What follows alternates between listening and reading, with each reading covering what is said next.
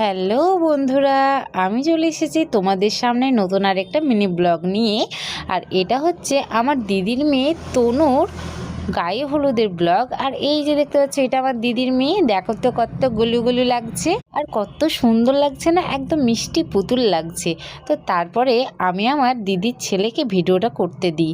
ও মা, ও কি বলবো, ও ভিডিওর কোনো কিছুই করেনি, দেখতেই পাচ্ছ।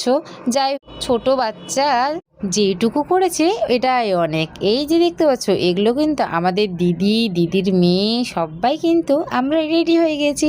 আর আমার পৃথ্বীরাজ না কারোর কাছে যাচ্ছে না, সব সময় এই যে মাম্মাম মাম্মাম করে টেনে নিয়ে যাচ্ছে। দেখতেই পাচ্ছ, কি করব, কারোর কাছে গেলে না একটু আরাম লাগে মায়েদের, তাই না বলো?